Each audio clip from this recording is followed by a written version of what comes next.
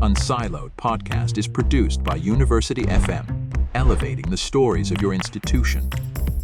Welcome to Unsiloed. This is Greg LeBlanc, and I'm here today with Richard Reeves, who is the founder and, president of the American Institute for Boys and Men, which writing this book, inspired you to create that organization. And the book is called Of Boys and Men, Why the Modern Male is Struggling, Why It Matters, and What to Do About It. And also, before that, you were at Brookings, and that's where you wrote this book called Dream Hoarders, How the American Upper Middle Class is Leaving Everyone in the Dust, Why That's a Problem, and What to Do About It. Welcome, Richard. Thank you very much for having me. It was a generous introduction. Well, I think this book is very timely. It's certainly something that a lot of people are thinking about. In my circles, and your circles probably, I think we are all very conscious of the gender gap in terms of income differentials. And at least most of the people who are interested in these issues are trying to remedy that. And they see a legacy of disadvantage that women have faced and are involved in efforts to alleviate those disadvantages. But much less attention has been given to the disadvantages that men are facing nowadays. I guess probably because they are less historical and perhaps more a result of some of the changes that have happened in recent years. So I guess if we concern ourselves with the disadvantages of women and the disadvantages of men, do we have everything covered? Have we covered all of the disadvantages? I guess the first question is, why is it that most of the people who are concerned about gender are so focused on the disadvantages of women and are less inclined to think about the negative consequences of economic trends, technological trends, social trends are having on men? Well, I think it's for the reason that you just alluded to, which is that, historically, the cause of gender equality has essentially been synonymous with the cause of women and girls. And so there's a very, very long history in which in pretty much every imaginable way, it was women and girls who were lagging behind, discriminated against, and blocked in many ways from the opportunities that were taken for granted for boys and men. And many of those challenges still remain, especially, of course, if you think about this globally. That's still the case in many, if not most countries. But in advanced economies now, we're in an interesting position where there are a lot of gender gaps that run the other way. So we've made huge progress for women and girls. There's still a lot to do for women and girls, but there's now increasing evidence that on a bunch of fronts, there's actually some gender gaps running the other way. And so now we're trying the difficult trick of thinking about gender gaps that run both ways. We're trying to think two thoughts at once. We're trying to think, actually, there's a bunch of ways we still have to do more work for women and girls. And I know you've had people on this podcast, including Claudia Goldin, on here talking about some of those issues. She's been a big influence on me, actually.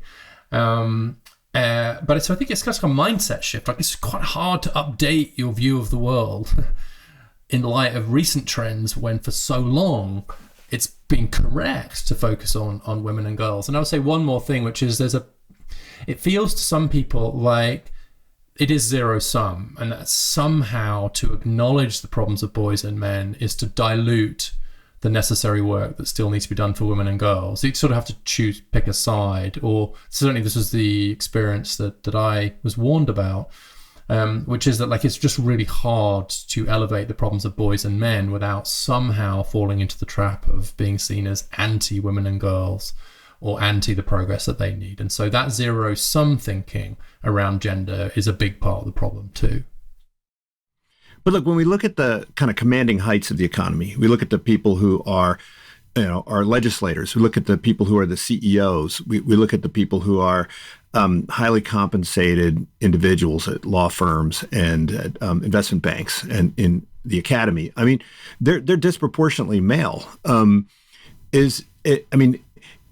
As long as we have that situation, does it make sense to be talking about the disadvantages of men? Yeah, if we allow ourselves to look below that apex of society, if we take a broader lens. And sometimes that's referred to as the apex problem, which is that it's absolutely true in all the domains that you've discussed, where there is still a huge amount to do to increase the representation of women in those commanding heights. Quite right. In fact, I was just looking at a paper yesterday. It's actually based on Canadian data, but it was something, the finding was that almost all of the average gender gap in pay, so that's the average, not the median, but the average is explained by the top 10% of the distribution. And so you've got these incredibly high income earners at the top who skew very male, and they're just pulling like all the average, right? So for sure, still a lot to be done. But if you look further down the distribution, very different story. And so if we look at class and we look at, say, wage trends in particular for the bottom 50% of men in the US, if anything, have gone down a little bit. Certainly haven't gone up. And so it's a mistake, I think, to look at the CEOs and the members of Congress where there's still work to be done and say, you see, there's still a patriarchy. I think it's a misapplication of the term patriarchy to then say, well, that means men in general are at an advantage over women in general. And so it's perfectly possible to simultaneously say, yeah, there aren't enough women CEOs, but also to say, we're also losing 4 times as many men to suicide as women. There is a huge gender gap in education. Like, those can be problems as well. Mm-hmm. So, I mean, the biologists, they like to talk about means and variances, right? And so they like to talk about how, in the male of every species, you have sort of, more distribution. And so one would expect to see, right, a higher number of CEOs, but you'd also expect to see sort of a higher number of homeless and imprisoned people. Yeah. It's called males at the tails is sometimes the term that's used. Have you heard that term? Yeah. So, I mean, do we tend to focus on the upper end of the distribution simply because we, as the folks who are setting the agenda and defining the policies, that's the world that we live in? Yeah, and that's in some ways a reference back to my previous book, which you were kind enough to mention, Dream Hoarders, where I really did look at the way in which the upper middle class, the top 10, 20%, of society is increasingly separate from the rest, increasingly doesn't even know someone, doesn't have a 4-year college degree, right? Isn't friends with those people, and doesn't really see what's happening in those communities and among those other groups. And so, like, if you're a professional and you're in that kind of elite class, then what you look around and see is still institutions that, if anything, still skew male. But I live in Southern Appalachia now, where it's absolutely not the case that all of the advantages skew male, or indeed that there aren't very deep problems around drug dependency, suicide, mental health, worklessness, childlessness, etc., that aren't actually affecting the men who live in this area. And if you talk about the intersection with race, I think the insistence that there's a kind of natural kind of hierarchy, I'm using natural inverted commas here, of course, between men and women. Well, that doesn't explain then why black men are so much worse off on many measures, not only than white men or white women, than the black women. I mean, the gender gaps between black women and black men, and in education especially, are just huge. There are already twice as many black women getting college degrees as black men. So I just think if we take this idea of thinking about class and race and geography seriously, that completely changes the views that we might have about gender. We've got to think about gender through a class lens and a race lens as well. And if we allow ourselves to do that, then we can simultaneously say, yes, CEOs, but also most men are not CEOs or are ever going to be CEOs. And so we shouldn't over-apply the lessons of the elite to everybody else.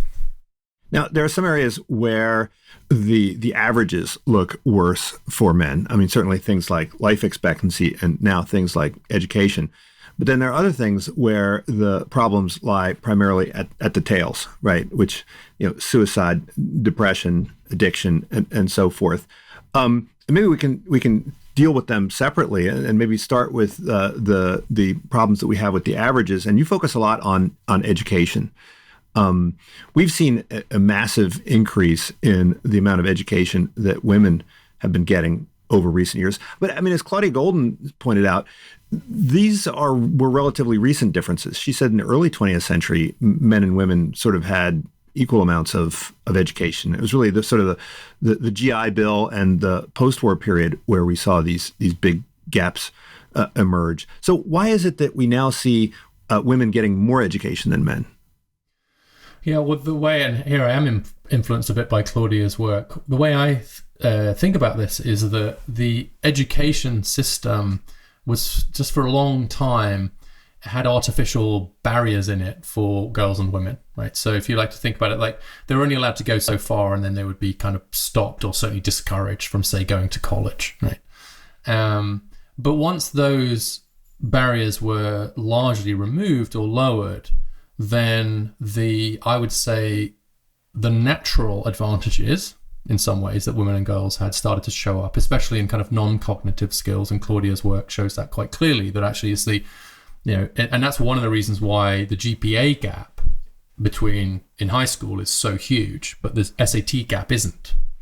There's a bit of a males at the tails thing in SAT, but on SAT and ACT, on standardized tests, there's just no gender gap. But there's a massive gender gap on GPA. So of the top 10% of high schoolers by GPA, it's 2/3 female.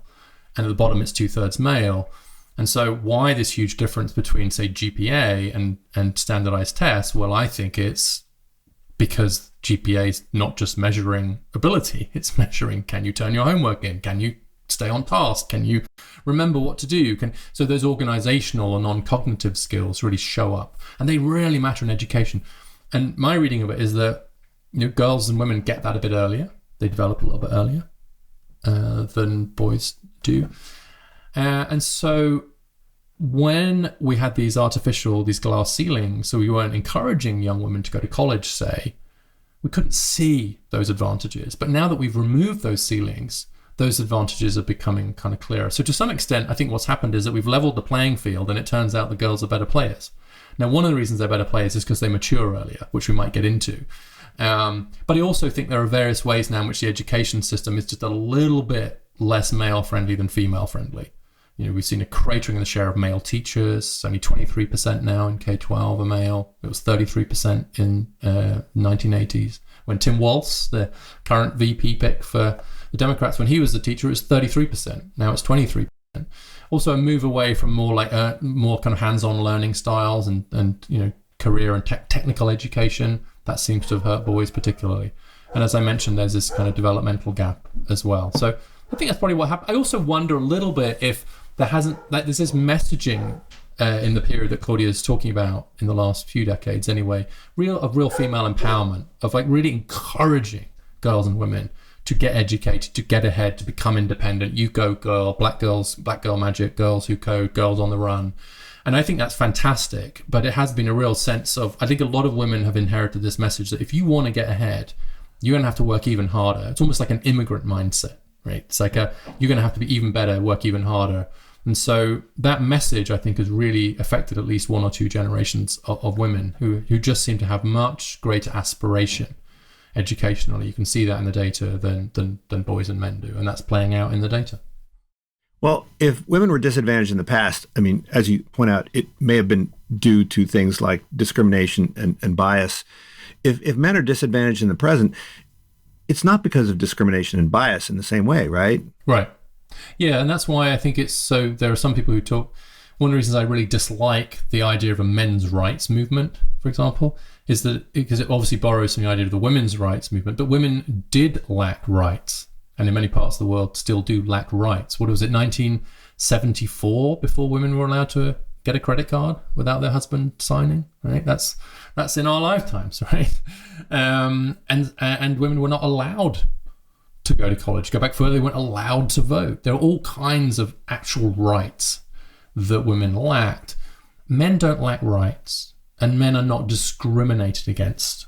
But I mean, we could talk some marginal examples maybe here and there, but that's not the issue. The issue is a very different one, which is that we have systems like the education system that aren't serving boys and men as well as they should be. We have a labor market that has become tougher for men tougher for men to negotiate than it was in the past, right? I don't think the labour market's become unfair on men, but it's changed in ways that have been difficult for men to adapt to. And then we've radically transformed the family. And I know you've had Melissa Carney and Brad Wilcox on, who would talk a lot about this, and I've argued with both of them in different ways. But I think it's quite clear that the role of like the father and breadwinner has massively transformed just in the space of a few decades, and that's left a lot of men reeling. So there are real problems facing boys and men in different areas, but it's not because of a lack of rights, and it's not because of discrimination. It's as a result of a series of quite big structural changes in the economy and society that have left a lot of men kind of feeling unmoored, uncertain, and vulnerable. And that's a problem. It's just a different, as you suggest, a different kind of problem to the sorts of problem that women faced. And it's incorrect to draw a direct analogy between them. Now, look, there's going to be a lot of people who would say people have more options today, and you can choose different types of lifestyles and career paths. And maybe it's just that these men and boys are choosing to pursue a career that requires less education, right? And the women are choosing to acquire more education. I mean, how could we analyze this as something other than just a product of people's preferences and choices? Yeah, so it's a great way to think about it, and I think to a large extent, it is reflecting different preferences and choices, but that might not necessarily be the end of the inquiry. We might want to say, well, why are those preferences and choices different, and are they optimal for the people in question? So, if, for example, young men start to believe that college isn't worth it, right? It's a waste of money. I'm not going to get a better job anyway. I can get a great job down the road with my uncle, and college is not for me. Okay, that's a preference. They're deciding, right? Is that a good preference? Is that a choice we should be encouraging? Or should we point out that actually the returns to college are just as high for men as they are for women? And that actually the sorts of jobs that maybe your father was able to get with just a high school diploma probably aren't there anymore. And by the way, you're 17, and so you have no idea what you're doing or talking about, like all of us when we're 17. But I would sort of say, look, it's analogous to the question that many of your guests, including Claudia, have talked about. We could say that the gender pay gap and that women earn less is the result of preferences. It's the result of women choosing different occupations. And it's the result of women choosing to take time out of the labor market to look after their kids, or choose jobs that are more flexible and so allow them to spend time with their kids. So, and this is an argument that's made by many people, which is once you allow for all those things, the gender pay gap goes away. There's very little evidence of discrimination against women in the labor market now. It's these structural factors like caring for kids and being a teacher rather than a lawyer, right? That explains it. So nothing to see here, move on. The gender pay gap is a myth, as some people on the right would say. I don't think that's correct. I think we'd want to say maybe there are some of those structures, some of the ways in which those choices are being mediated means that the trade-offs are too sharp. So sure, we have to respect people's preferences, but I would say right now, a lot of these systems, including the education system, I don't really blame a lot of boys and men from checking out from it because it doesn't work for them very well. But maybe the solution, rather than just saying, well, they're choosing to opt out of education, might be to say, maybe we should make education a bit more appealing to them. Well, look, I mean, a big part of the story has to do with status, and I think this does tie the two books together. I mean, is it that the opportunities available, the objective opportunities that are available to people in the middle and lower classes are smaller, or is it just that the status that one can achieve with those opportunities is reduced? Do you have an example in mind? I feel like there's an example lurking in that question. Well, when we think about people who, for instance, have checked out of the labor force, right? I mean, is it because that good quality jobs are not available, or is it that the jobs that are available are perceived differently by the society and by the potential marriage partners that these men might be seeking? Yeah, well, there isn't much evidence that there's a kind of lack of jobs. So I think that answers the first part of your question, and I'm very intrigued by the possibility that the status value of a job is both lower than it used to be for certain groups, and that in particular it is lower for men, certainly by comparison to previous generations and maybe to other men, and perhaps this is the most controversial bit, more important to men than to women, right? The status value that you get, what it says about you as a person, what it signals, looks to be a bit more important for men than it is for women, who perhaps still are like, I got to feed the kids, right? So I'm not looking at my job at Chipotle or wherever and worrying what people will think about me. I'm just trying to feed the kids, right? Whereas I think with men, there's some evidence that they are a little bit more likely to think, well, what do people think about me? And also to compare themselves to other men. There is some evidence that when you have in areas of like higher income inequality, the men going into the lower paid jobs, that there's a little bit less supply into those jobs from the men, because they just sort of look at the other guys and they're kind of pissed about the fact that they're going to be lower status. And I'm reasonably convinced by the evidence that men are a bit more sensitive to that signaled status for all kinds of reasons that would take us into the weeds of evolutionary anthropology, which we don't want to do. But it does look true. And so I do think that the perceived low status of many of the jobs available to those folks does deter, and I think it especially deters men. Yeah. Well, I mean, there's two possible explanations for why that perceived status is lower. I mean, one is because they're comparing themselves to people who are at much higher income levels, right? So greater inequality or perceived inequality leads to that feeling of lower status. But the other has to do with the relative income between the men and the women, right? So you highlight that as women's incomes have arisen, have gone up, then sometimes they'll even surpass that of the men that they're dating and marrying, right? So is that kind of status uncertainty and status concern more to do with kind of inequality within men, or is it more sort of the relationship between the male and female status? Yeah, well, I think it depends probably which moment you're asking the question. I think that the question of how it relates to women is probably something that kind of bears more on the minds of men who are at a marriageable age, right? I don't think it's probably affecting the decision of the 18-year-old as to which job to take, but it might start to affect the decision of 28-year-old. I don't have any evidence for that, but it just feels like an instinct to me. And the way I think about this is that, like, first of all, there has, as you said, been a huge shift in the relative economic position of men and women. I just think in some ways that's at the heart of a lot of what we're talking about here, which is just this really amazing revolution. And it's what was asked for, it's what was called for. I mean, Gloria Steinem said we need to make marriage a choice, not a necessity. And for that to happen, women need to be independent. Margaret Mead, all that this was what that wave of feminism was really about. And today, for full-time workers, using the same calculation that we use to measure the gender pay gap, 40% of women earn more than the median man. In 1979, 13% of women earned more than the median man. So in other words, the female wage distribution now looks quite similar to the male one. It's not the same. That would be 50%, right? You'd need 50% of women to be above the median man to have equality across the labor market. But 40% is so much more than 13%.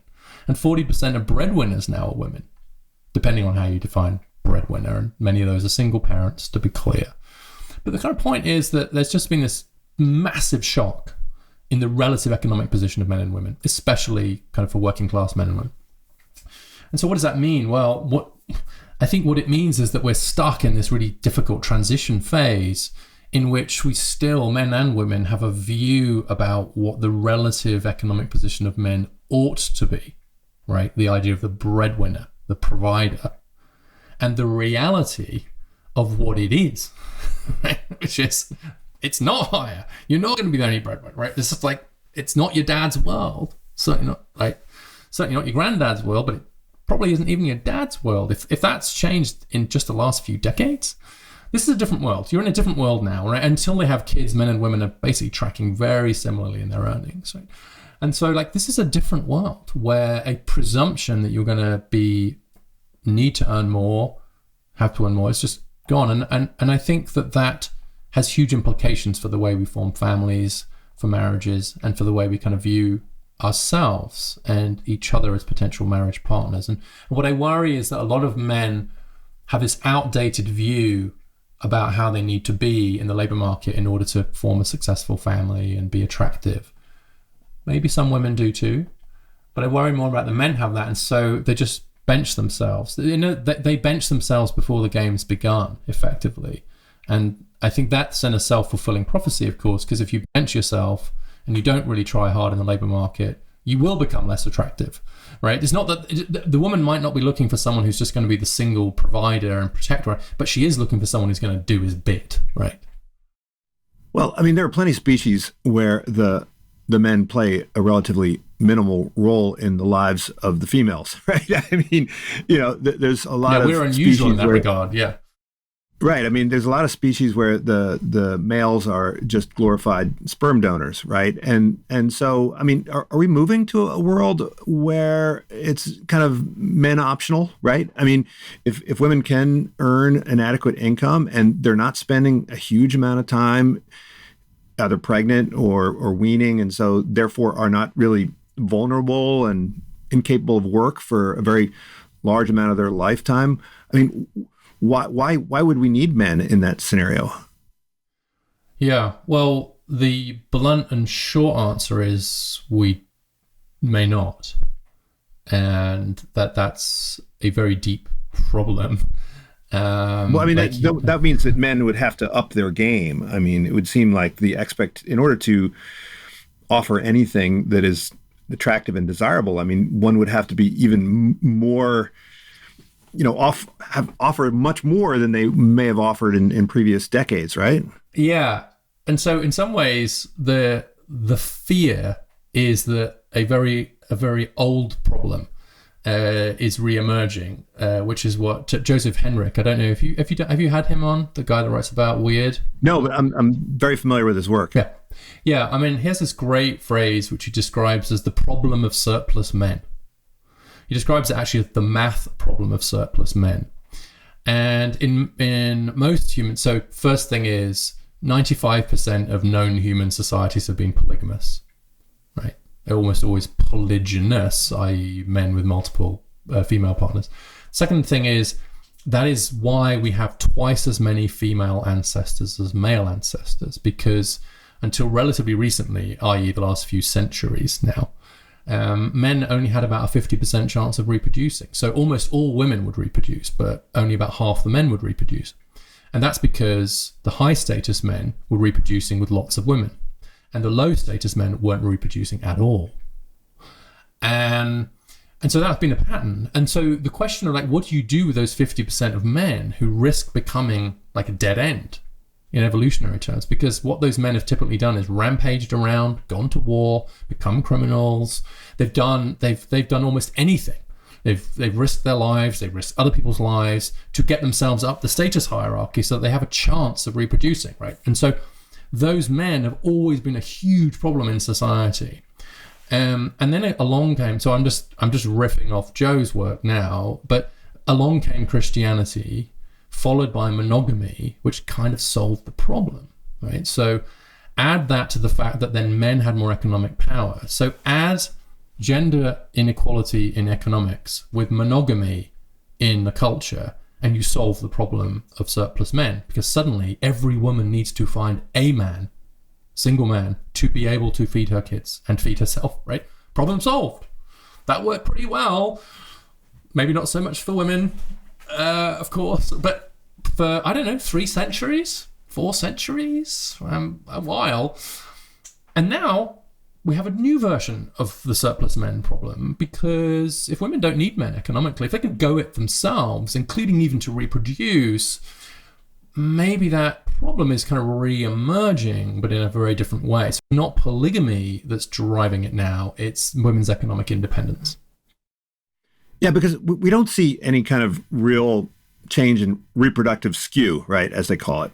But it seems like the anxieties around it, which are very deeply rooted, are somehow, rearing their heads. Yeah, and sort of as in a way as they should be deeply rooted. The prospect of reproducing or not reproducing does strike me as pretty deep in our psyches, pretty deep in our kind of behavioral apparatus. Right, the need and desire to reproduce is pretty visceral, right? I mean, it's and so even though if you don't think about it consciously while you're figuring out how do I get a girlfriend, like how do I manage the dating market, why is it that I can't get a single swipe on Tinder? Just that's that cultural conversation around dating and marriage. And you've talked to Melissa about this and so on, and massive class gaps. I mean, what's interesting about this is these huge class gaps. We're about to publish something showing that there's been a decline in the number of children people are having generally, but the biggest decline of all has been among working class men. So the chances of working class men reproducing is absolutely cratered in the US, right? Working class women are still reproducing in ways that are very interesting, and I need to kind of, I'm still looking hard at that data. But I think the point is that what appear to be quite shallow cultural concerns with dating apps and boyfriends and girlfriends and will Democrats date Republicans and all that frothy stuff, I actually think speaks to a really deep and important fear that many men have now, which is that they are surplus to requirements, that they are not needed.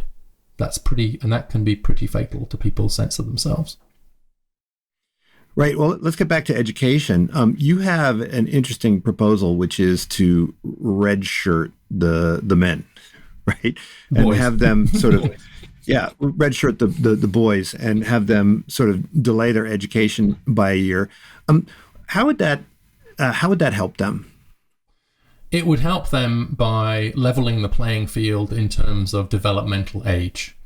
So obviously we use your chronological age as a proxy for your developmental age. We decide you're ready for school at 5, you're ready for high school at 14, whatever. But it's a very crude proxy. And it turns out that actually there's quite a big gender gap, of course, at the average, in the development of certain skills. We mentioned earlier particularly these non-cognitive skills, these organizational skills, deferring gratification. And it seems that gap becomes widest, and I would certainly say most consequential in adolescence. And so when you hit middle and high school, like the average 15-year-old girl is older than the average 15-year-old boy. And she's older in ways that really matter for her high school performance, right? GPA, turning in homework, and so on too.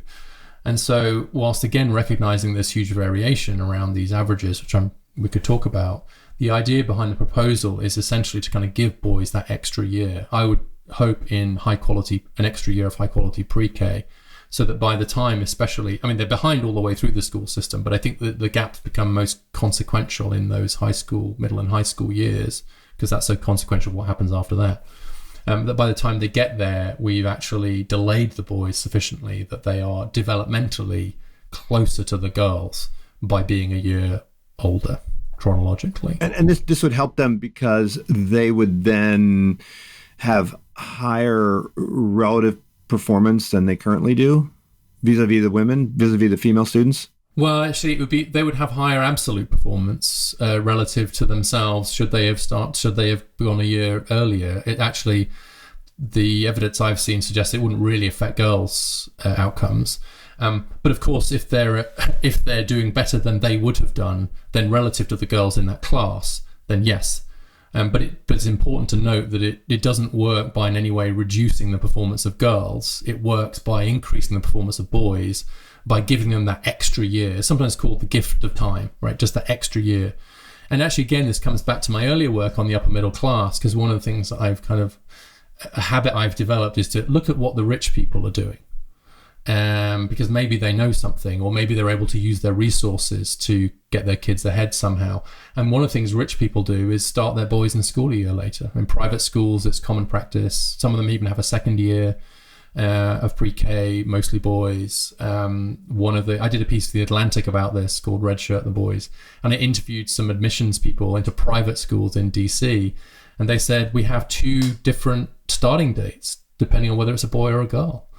Everyone knows that. That's the way the system works. I'm like, yeah, you know that in upper middle class Bethesda, DC, but I don't think that everyone else knows that. And there's a huge class gap in the tendency to start kids later, and it seems to be especially boys. So, the evidence on this is mixed. I should be honest. But the motivation behind it is the developmental gap that I see between boys and girls. Now, you didn't discuss it in the book, but what about single-sex education, right? I mean, that used to be, I think, much more common than it is today. Is there any evidence that single-sex education helps the boys? Not really. There's just no conclusive evidence that single-sex schools produce better outcomes, at least educationally. Now, the caveat there that I've just implied is that actually, it could be having effects in terms of, character development or these non-cognitive skills that we can't measure. It could also be, because the data on this is quite old, it could be that it would be more true now than it was when most of this research was conducted, which is about 20 years ago.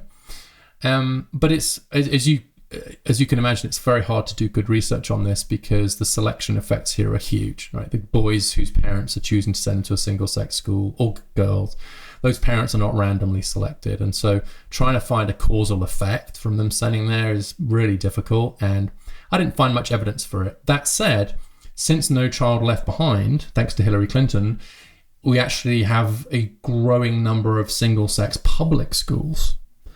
And they haven't been very well studied. And so, for example, I just got an email today from their middle schools for boys somewhere in the Northeast, primarily for low-income boys of colour. And it may well be that as their charter schools, that they have some sort of lottery system. I don't know yet, but there could be some research opportunities that have not been exploited yet because people aren't that interested in it. I think, honestly, a lot of the interest early on was, is it good for girls? Because girls weren't doing as well as boys. Now that girls have so massively overtaken boys, I don't see much discussion now about should I put my girl into a single-sex school anymore. Certainly not for educational reasons anyway, because girls are doing so well anyway. But increasingly, people are asking, should I put my boys into a single-sex school? Because boys aren't doing very well in the mainstream education system. So it could be that the market's just starting to speak a little bit. And it is an area that I'm interested in doing more work in because I don't think we know enough yet. Now, we've seen this flip from the boys doing better than the girls to the girls doing better than the boys in school and in education. And you talk about some of the cultural changes, but are there changes in the curriculum and the way in which teaching takes place that has also led to this? I mean, one would think that now, with all the schools emphasizing STEM even at earlier and earlier ages, one would think that would advantage the boys rather than disadvantage them. Does it have something to do with the elimination of classes in shop and all those practical studies? I've spoken to a lot of parents, and they say that those classes, practical classes, have been completely squeezed out of the curriculum. Yeah, we've actually just published a paper on shop class, or CTE as the current term of our career and technical education, and that has been significantly reduced. We look at high school in our paper over time, and it has been more emphasis on this kind of more book type learning, and that seems to have particularly affected boys. There doesn't seem to be much doubt about the fact that those kinds of forms of learning typically skewed a little bit more male friendly. We see that from the evidence on, if you look at technical high schools, they produce really good outcomes for boys. They don't seem to have particularly effects, negative or positive, for girls. But the boys who go, and there's good studies on this, particularly out of Connecticut and Massachusetts, just seems to just really work for boys. And so I do think that the declining emphasis on those classes has been bad for boys. And especially perhaps for the boys who are struggling more in the mainstream academic classes, right? They might be struggling in physics or math, but actually there's something about working with their hands or working in a more applied way. But I would say that the only thing I'd add to that is that sometimes there's a kind of sense of I don't think it's the what you were learning, whether it's woodwork or metalwork or auto mechanics or whatever it is. I think it was the way you were learning. And it does look as if that a kind of more applied learning style where the purpose of the learning is more immediately obvious just seems to be a little bit better for boys. So simplifying horribly, girls seem to be a bit better undertaking educational academic tasks where the actual point of it is not clear. They'll just do it. Right? And they'll do it because they want the grade, right? Whereas with boys, it looks a little bit more like, I don't see the point of this. Right? Why am I learning this? Whereas if they can see the point of it, if it's more applied, it does seem to skew a bit more boy friendly. So I think that actually the retreat from those forms of learning has been bad. I would also say that the decline of some extracurricular activities and the decline in, this has become a bit of a cliche, but I'm reasonably convinced it's true, is that the decline of recess has actually disproportionately affected boys. It's obviously not good for either, but I was just reading a very interesting paper based on a natural experiment, again in Canada, where some districts mandated at least 20 to 30 minutes of physical exercise in their elementary schools, and some districts didn't, or rather they did it at different times so they could do a good analysis of it. And they found that it narrowed the gender gap in reading scores in those schools by about half as much as being raised by a lone parent affects your reading scores in schools, but in the other direction. So it was a non-trivial effect just from 20, 30 minutes of running around. And I think it's intuitive that would be bad, period, but particularly bad for boys not to have the opportunity to move. It does just seem true that boys struggle a bit more with sitting still for long periods of time doing abstract learning, and more of our education system is tilted that way. Again, to come back to earlier conversation, not because some administrator decided to stick it to the boys, right? It is an inadvertent consequence of policy change. It's not advertent in the way that we were discussing earlier. Well, look, I mean, there also used to be a lot of jobs where being a man had a comparative advantage, right? Ones that required physical strength, everything from, pushing a plow to, I don't know, being a furniture mover and so forth. I mean, it doesn't seem like there's that many jobs left where a man really has an advantage. That's true. There's the Bureau of Labor Statistics has these wonderful definitions of jobs requiring kind of heavy lifting, and it's, as you'd imagine from Bureau of Labor, it's very specific. It's like 4 times a day you have to pick up a load of more than 50 to 100 pounds. It's something like that, right? So I won't get the exact details right. But basically the share of jobs that require a degree of physical strength has dropped by about 2/3 in recent decades. So, if it was about, 30% of the jobs, it's like 10% of the jobs or whatever. That's about the right order of magnitude, even if the numbers aren't exactly right. So yeah, the natural advantages in the labour market of being male have massively declined, and work by David Deming and others might suggest that some of the natural advantages that are associated with being female have probably increased. If you believe that there are some natural differences in emotional literacy, communication style, interpersonal skills especially, the premium on those has gone up. I don't think those changes are equivalent, but I think it's certainly true that the idea that men could just walk into the labour market and have some sort of inherent advantage has evaporated. And good, that we should be clear, that's a good thing, but it also does take some adjusting to. Now, AI could be about to change some of that all over again, because I think many of the jobs that AI is going to hit, at least in the first wave, are probably more female oriented. And so the last round of automation definitely hit men more, but I think this round might hit women more. Right. You talk about the heel professions. I don't think this term is as widely used as the term STEM. Not yet. Not yet. I'm working on it. This is helpful. Thank you for mentioning it. And so that category of jobs include ones that have been traditionally dominated by females in the West, right? Yes. Yeah. So the acronym is inspired by STEM, which I think is actually, there's a nice backstory to STEM. It wasn't always called STEM. It was called SMET to start with. And then Judith Rameley at the National Science Foundation refused. It was part of her job to promote SMET. And she said, I'm not doing that. Can I call it STEM? And they said, fine, whatever. No one cared. And then, of course, it became a term of art. HEAL stands for Health, Education, Administration, and Literacy. And so it's the sort of jobs like in nursing, healthcare generally, but also education. And then jobs that are more like office-based, administrative type jobs, which, again, might be threatened now by some of the AI changes. And then literacy, the sort of jobs that just require more of those literacy skills than the math skills, right? The M in STEM for math doesn't just mean mathematicians. It means jobs that require more math skill. And so HEAL is capturing kind of jobs that require more kind of literacy skills. So that would include publishing, writing, editing, blogging, all of those sorts of skills, but also just kind of jobs where that kind of ability to communicate is a strong part of it. And we've significantly increased the share of women in STEM.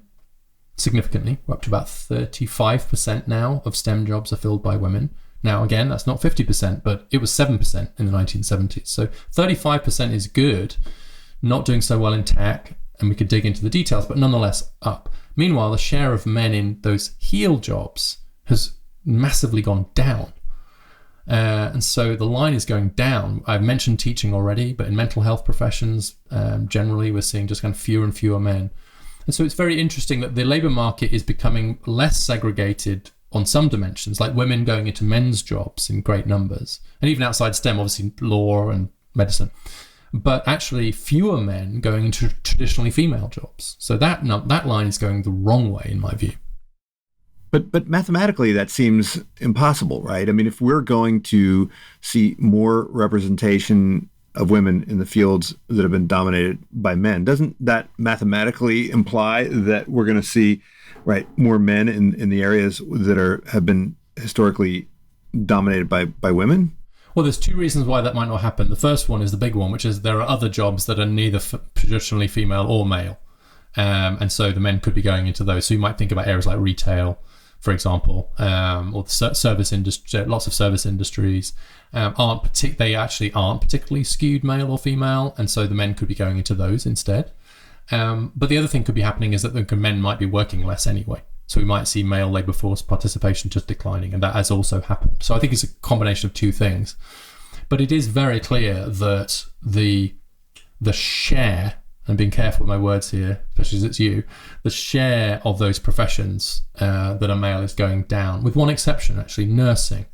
And the share of nursing has gone up. The male shares are now up to about 13%. So that's up a little bit. But in everything else, K-12 teaching, mental health, it's clearly gone down as a share. So the absolute number might not have gone down because these are hugely growing professions. Right? So teaching is a good example. The absolute number of men going into teaching hasn't gone down, but the absolute number of women going into teaching has gone up, even as women who had previously been teachers are now becoming lawyers. So you have to be careful about the absolute and the relative measures here. But there's something weird going on. And actually, it's one of the things that Josh Hawley, he wrote a book about this called Manhood. So he's the senator from Missouri. And he wrote a book called Manhood, The Masculine Virtues America Needs, as part of a attempt to capture for his, I would say, reactionary populism. People might disagree with that term. Capture the sort of sense of grievance and loss that a lot of men are feeling. And he specifically takes aim at me for my idea that men could become, healthcare workers or teachers. Because he says, well, that men aren't interested in those things. Reeves wants to change men rather than changing the labour market. To which my response is, well, in that case, Senator, explain to me why the share of men in those professions was so much higher when Ronald Reagan was president. Like, have men changed that quickly, or has something else changed? Well, I mean, you talk about this kind of reaction, and you talk about the manosphere. I mean, is this being fueled in part by kind of science denialism among the progressives? I mean, there seems to be sort of a biophobia among educated elites. I mean, even at, the best educational institutions in the world, it's very difficult to talk about gender differences as having anything to do with biology. I mean, does that sort of fuel this reaction? Yeah, and it's frustrating.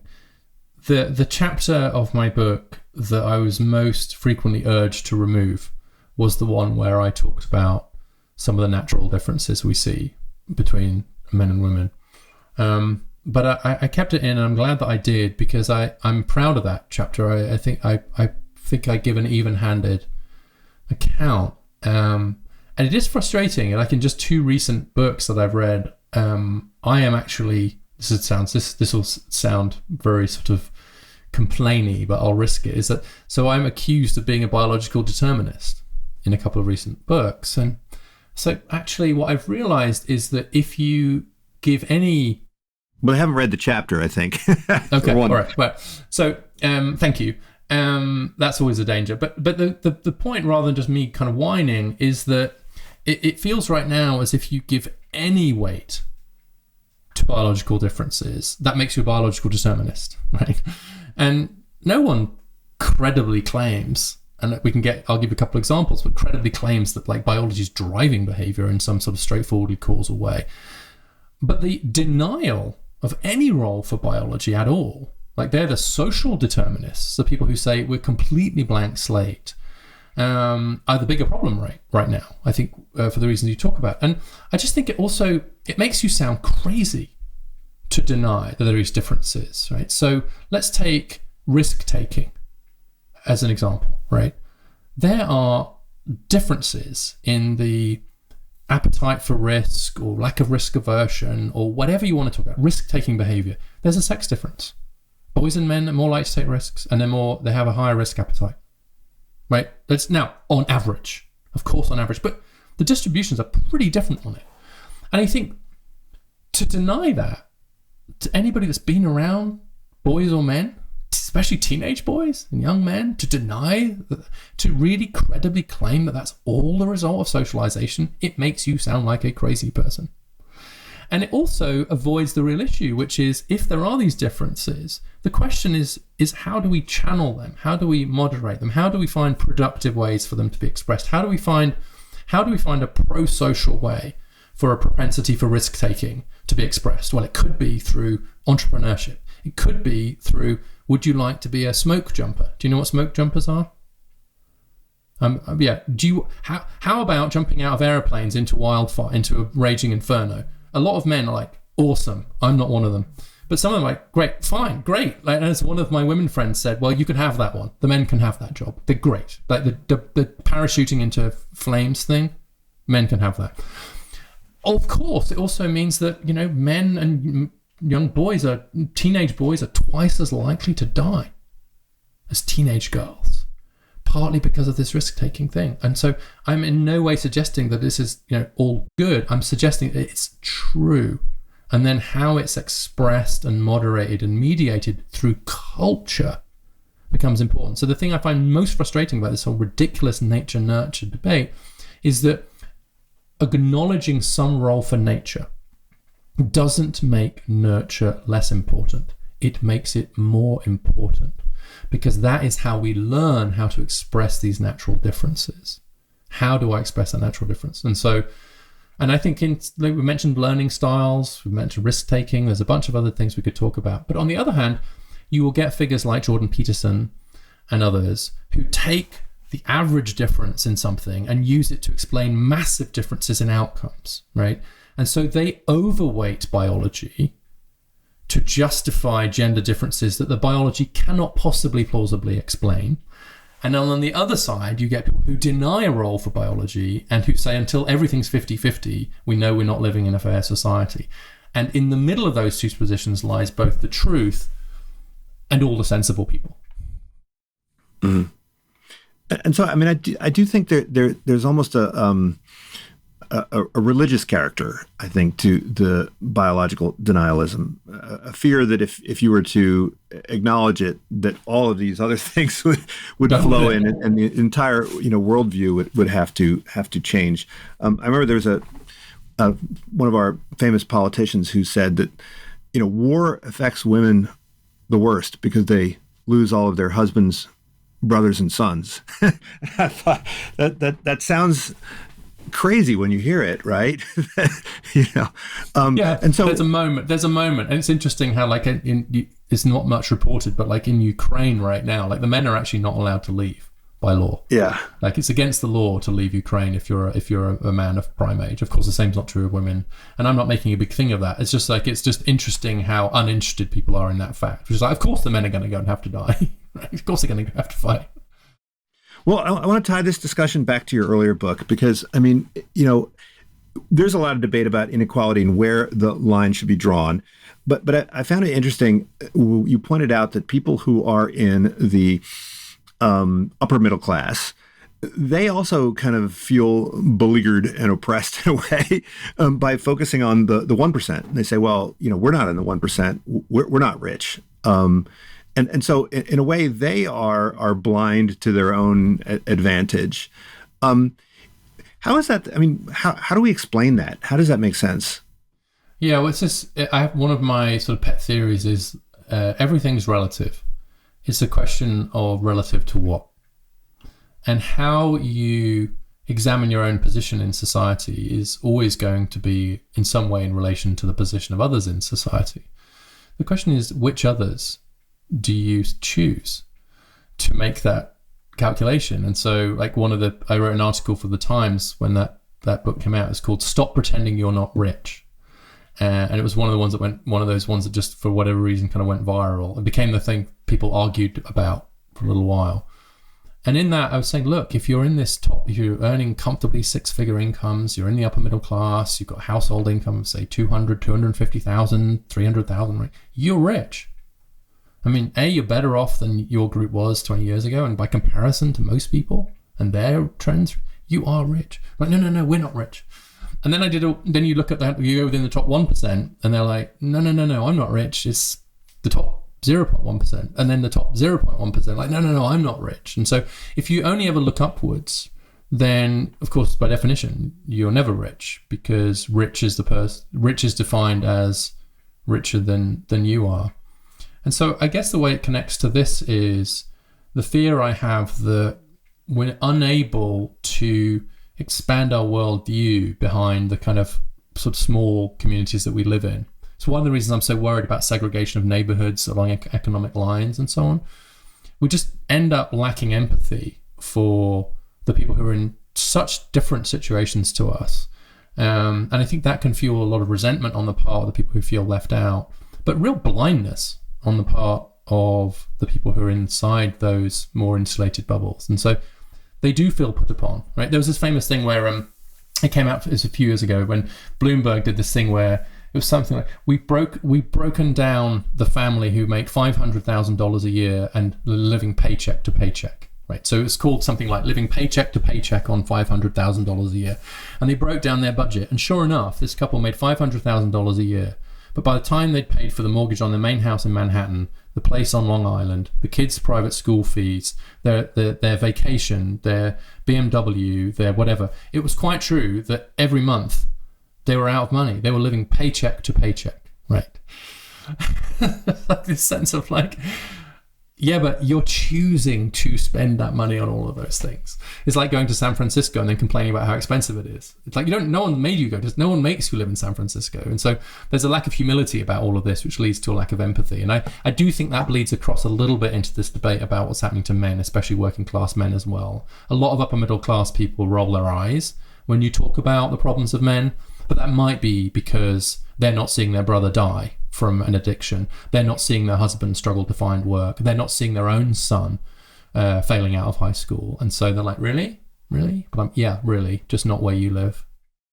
But it seems also that the problem with inequality is that it tracks also status inequality, right? And so the more emphasis we put on our income as a source of status, the more acutely we will feel our position in the status hierarchy if we are making less money than others.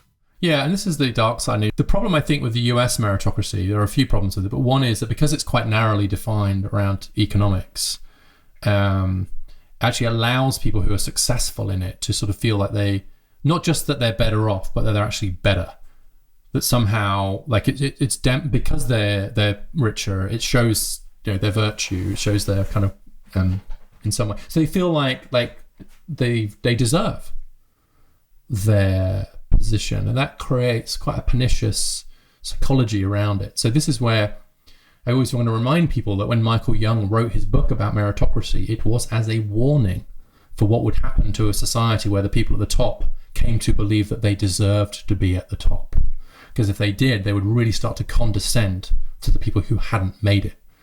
And that condescension would lead to all kinds of problems. In the case of the book, Michael Young's book, in the end, a kind of revolution where the working class basically got so fed up with the cognitively gifted meritocratic elite that they overthrew them, and there was a bloody and violent revolution at the end of his book.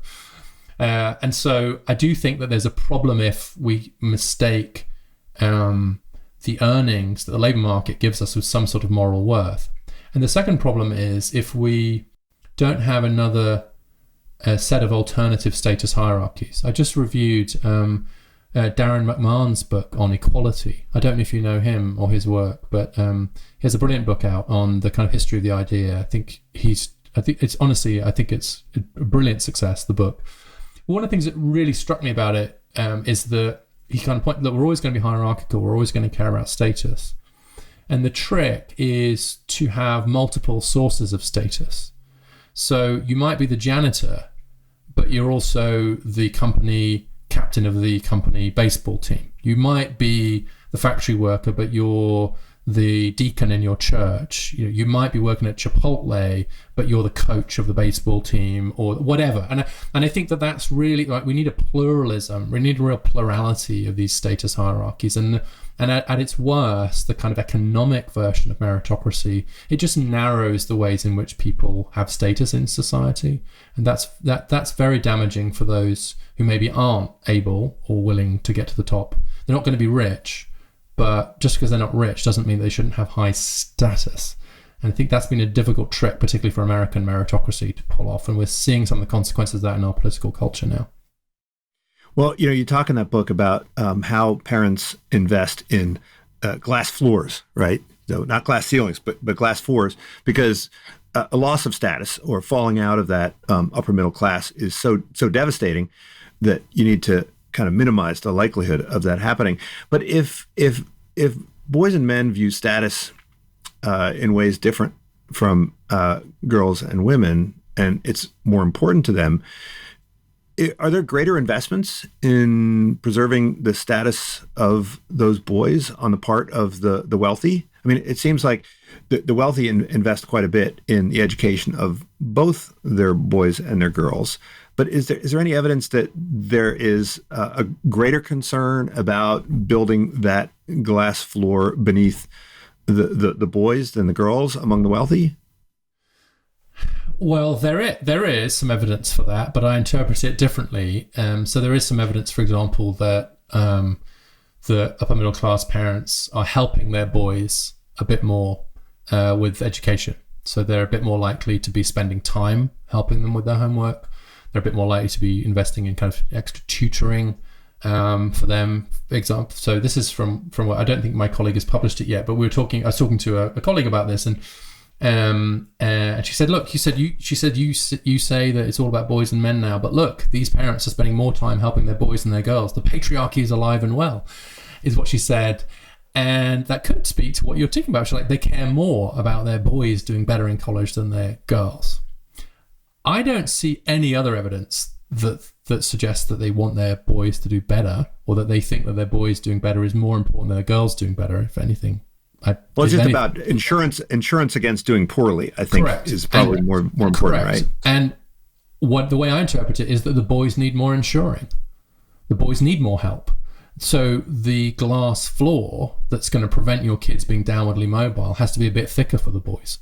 And so you have to invest a bit more. I mean, getting a boy out of high school well, into college well, through college on time is harder work on average than getting a girl through. And so the parents are investing more in the boy, but they're not doing that to try and get the boy ahead. They're doing that so that the boy can keep up with his sister, rather than because they are somehow kind of thinking it's more important. And so it's one of the reasons I think you don't see such big gender gaps at the top of the distribution, because I think that parents and schools mostly parents are offering compensating investments in the boys to help them keep up with the girls. But in lower income schools and communities and families, there are no such investments. And so the gender gap is bigger and in that sense more authentic than the gender gap you see. No, it's not, of course, girls are doing better everywhere in the distribution, but the gap is narrower at the top. And that does suggest to me that there's something else going on there. And I think there's something else might be going on is the parental investment that we just referred to.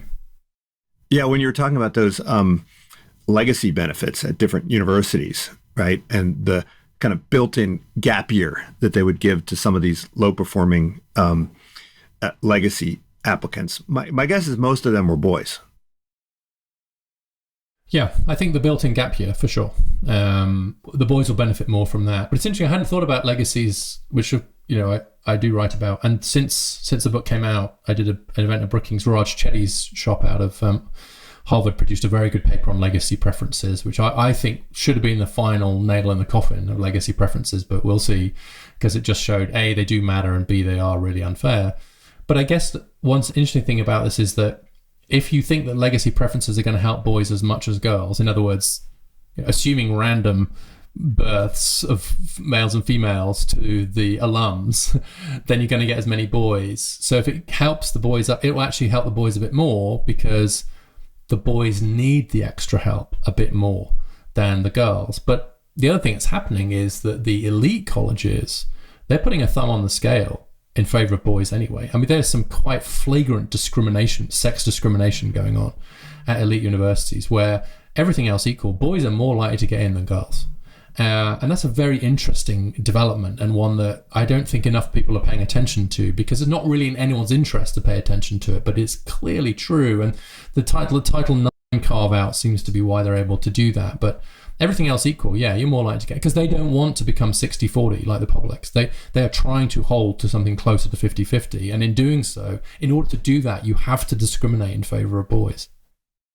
Right, so affirmative action for boys. There is a stealth affirmative action going on for boys at elite colleges in the US, yeah. And you could argue that that's the girls want that, right? There's a lot of evidence that when it's a female-dominated school, the girls aren't happy with that. That they don't enjoy that, and they suffer from having that imbalance. They don't want to. There's some evidence that once you get to a certain ratio, it changes the dating culture on college campuses. And actually, I think a lot of young women, for understandable reasons, don't want to be on a campus where there will be one boy for every two girls. It seems to lead to more of a kind of hookup culture. It means that the men can dominate the dating culture a bit more if they're in short supply. And so I have spoken to young women who, before they apply to colleges, they look and see what the gender ratio is and try to avoid the places that skew too heavily female, because this lesson is definitely trickling down. And that makes perfect sense. And you're right, it's one of the reasons admissions officers, they really worry about the 60% number. They really don't want to break 60% female, because just symbolically, like mentally, once you break that starts to feel, oh, that's a bit high. So they do everything they can to keep it in the 50s. Well, Richard, you've worked on a lot of things over your career, and I think this book has sort of led to the beginning of a whole line of research, and that's why you created your organization, the American Institute for Boys and Men. Thanks so much for joining me. Really appreciate it. Yeah, thank you for having me. Unsiloed podcast is produced by University FM, elevating the stories of your institution.